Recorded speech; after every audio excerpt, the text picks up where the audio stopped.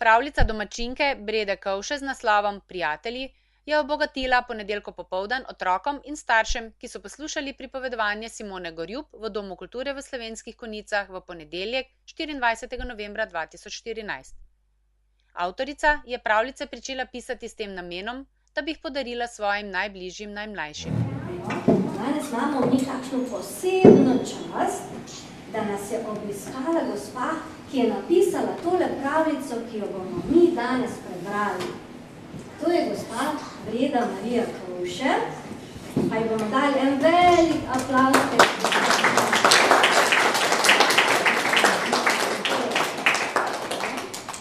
A bi mi vprašali gospo Bredo, zakaj se je ona odločila, da bo pisala pravljice? Vas to zanima?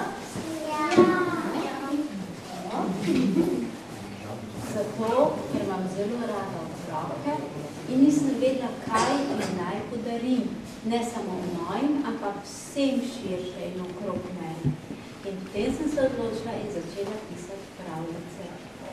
In za en rojstni dan, v lanskem letu, je za enega malega fantka, ki je Timo, nima 3 leta, nastala ta pravljica, ki jo boste slišali danes, da bi mu povedala, kako pomembno življenje je prijateljstvo.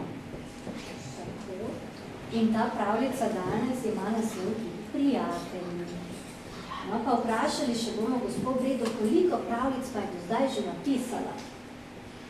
Kar nekaj take za bolj velike, kot je o Gospodični misli, ali pa pišem zdaj o deklici Bele svetlobe. Potem pa še ena o notah, kje ste, ko smo od enkrat odšle, njih ni bilo nikjer in kako so potem se vrnile nazaj. Potem sem napisala eno, ki še ni čisto gotova, o mači druščini izpod Pohorja, tisto gotovini, pa še kakšna se bo vredno mačka. Pa gospa Breda, bodo te pravljice še tudi v kakšni zbirki, kot slikanice, da bodo lahko otroci tudi prelistali? Jaz zdaj čakam, da bi imela 7-8, da bo moja vnučka Vita Kovše naredila, dokončala srednjo oblikovalsko šolo za risanje, da bo lahko potem naredila ilustracije. In takrat bom najprej predstavila to knjigico prav tu otrokom v Slovenskih Konjicah. Bomo malo zaprosili.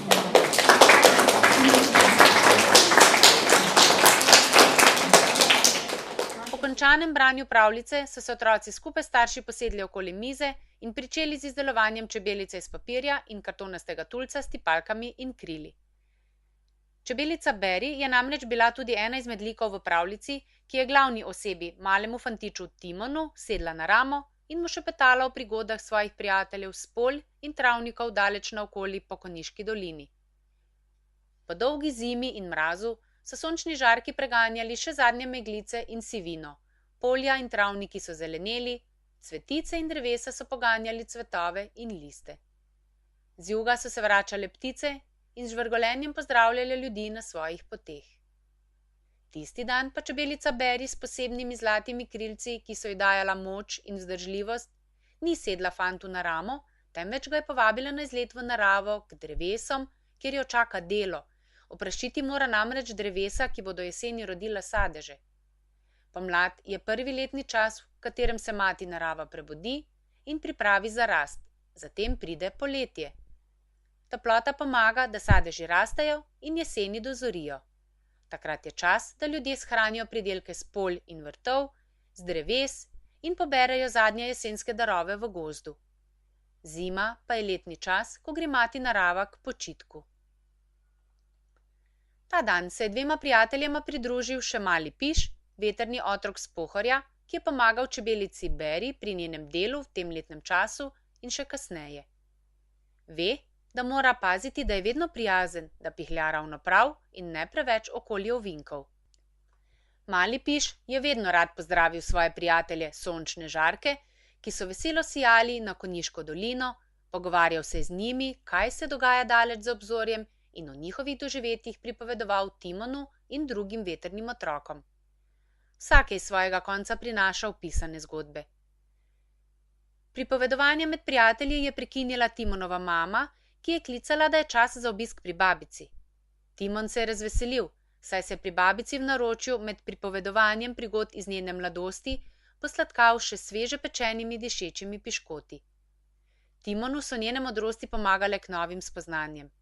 Ta dan pa je bil bogatejši za svoje spoznanje, ki ji ga je povedal. Kako zelo lepo je imeti in biti s pravimi prijatelji.